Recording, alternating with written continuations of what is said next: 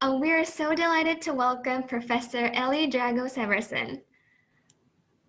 Thank you so much for inviting me to be part of your groundbreaking work, Mio. I'm delighted to be here, everyone. I hope that someday I can visit with you in person, but this is the next best thing for now. Thank you. I want to make the most of our time together. Thank you so much for inviting me. Oh, thank you so much. Then could you briefly introduce yourself? Sure. So my name is Ellie Drago-Severson, and I am a teacher at Teachers College, where Mia goes to school, Columbia University.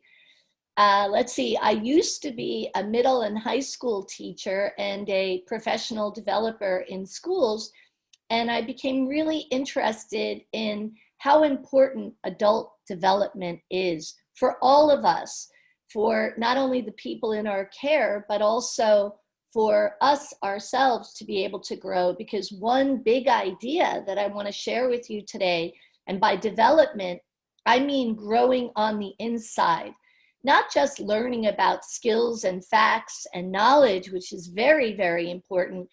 I mean building our internal cognitive, emotional, interpersonal, the way we relate to other people, and how deeply we can see into ourselves, which, as practicing and aspiring nurses and leaders like yourselves, I'm sure that it resonates with you how important it is, to help each other grow. And one of the primary ways that we can grow is by giving and receiving feedback. Thank you so much for sharing. So your research field is adult development. I'm curious to know, from the adult development perspective, how do you think it can help foster nurses' leadership? Could you share your insights on this? Thank you for the question, Mio. So I've been thinking a lot about that since you invited me to be part of your groundbreaking work. And from my perspective, adult development is leadership development. And leadership development has a lot to do with adult development, both growing ourselves so that we can be better for our colleagues and for our clients, and also to help them grow as well. So, as practicing and aspiring leaders, I think that, the world has become so much more complex. I'm sure that your work has become so much more complex. The work you do with clients, the global pandemics that we're in right now, cause us to need to be able to manage complexity and ambiguity. And I would imagine that in your work as practicing and aspiring nurses and leaders, that your worlds, both, not just the global world, but also your individual worlds with your clients, have become more complex. Do you agree with that, Mio? Yes, I totally agree. It's not like just complicated, but it's like really complex with all Yes. like politics and economics and medical. All of those stuff are like right now creating like a complex world. I totally Yes. agree. Yes. And, leadership is also about giving and receiving feedback to help other people get better at what they do. Not only our colleagues or the physicians with whom you work, or the nurse practitioners, or anyone, the administrators, but also the clients that you have, seeking feedback, seeking input from them. And in order to really have someone tell you what it is that's going on in their minds and in their hearts, it's very important that they feel safe to do that. Whether we're working with a patient or a client, however you frame it, or a colleague who is our partner in something, helping someone to really tell you the truth as best they can, what's going on for them, is so vital.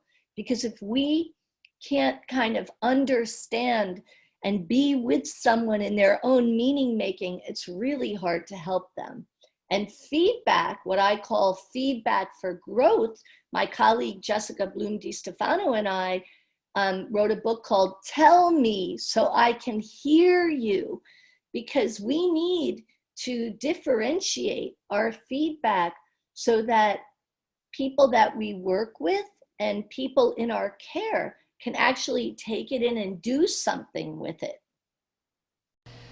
When I took your course, the concept of differentiating really resonated with me.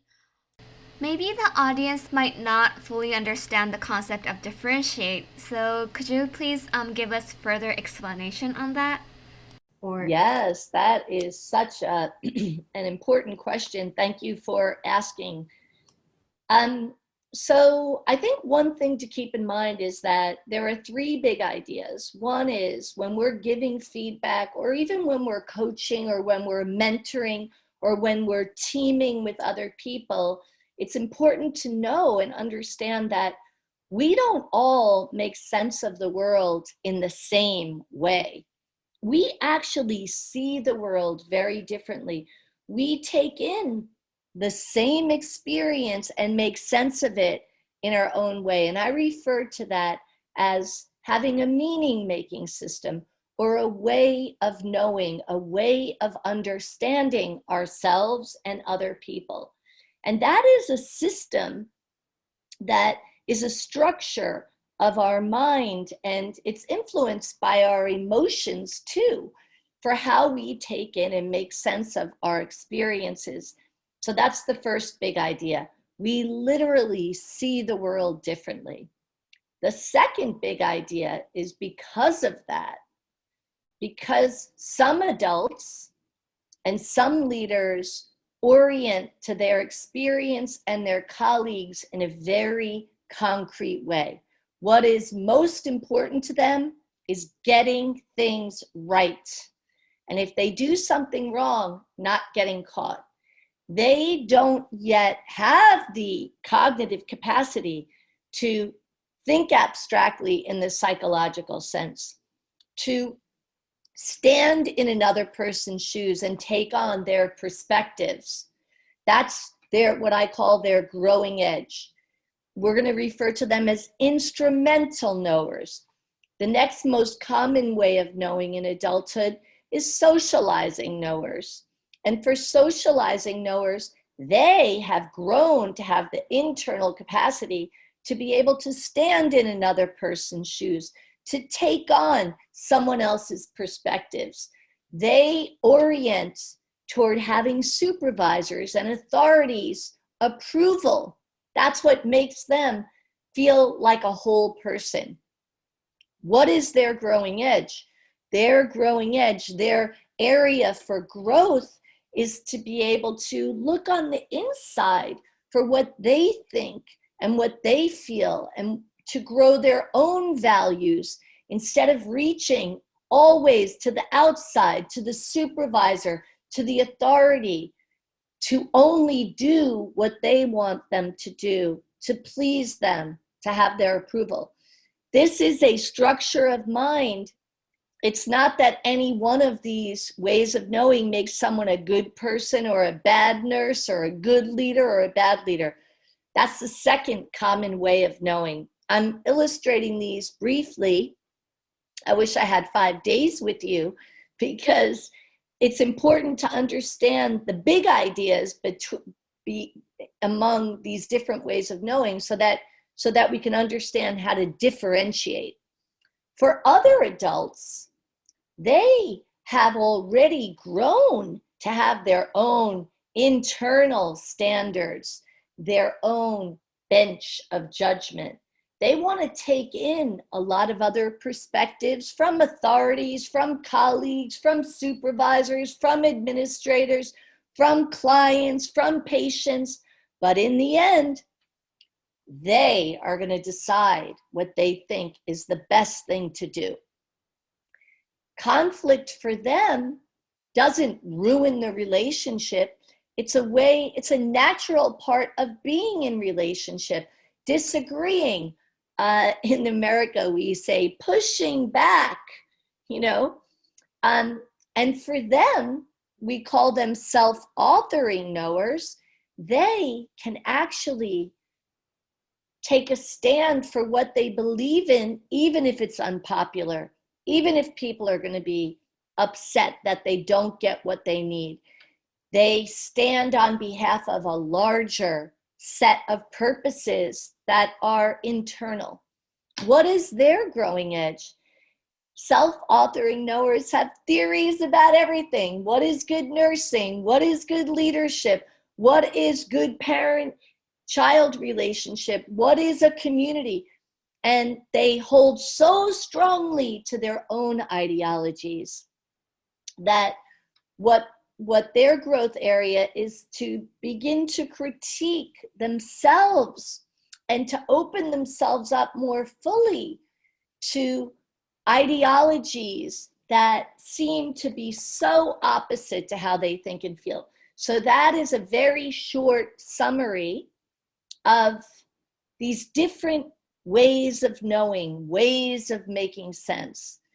And because we make sense of our experiences in very different ways, getting to your question finally, Mio, we need different ways to offer both support to meet people where they are and gently pushing them in the psychological sense to help them grow. That's the second big idea, differentiating.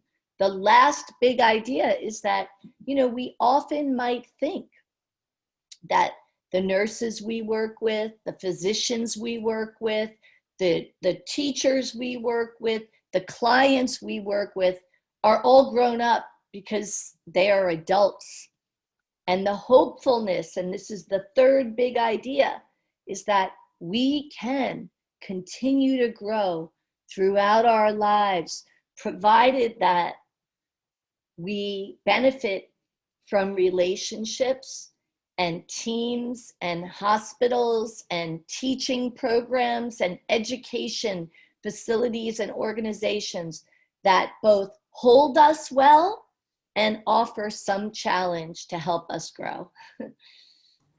Thank you so much. So from your talk, I strongly understand that the balance of like support and challenge is really essential to support adults' growth, not just only nurses' leadership. Thank you so much. Then finally, could you give us a message to nursing students and nurses who will become the future leaders in the society? Huh. Yes, I've been thinking, what would I say? One thing that I would say is that your own growth is so important to being able to support other people, and that it's so vital to be able to have people you trust who you can go to and talk about what you're trying to get better at, what you're trying to grow about yourself, what's hard for you. Because in the talking out loud and the support that we receive from others, it can help us to bring our bigger selves, to our clients, to our colleagues, and to grow the growers. You are the growers. You are the future who's caring for all of the people. So please, join hands to have someone who's going to help you grow as well. Thank you so much for your powerful message. I'm really moved. Thank you. Thank you so much for the opportunity, Mio, and thank you all for the work you do every day to make the world a better place by caring for others and taking care of you so that you can do more to continue to build a better world. You're my heroes. Thank you so much.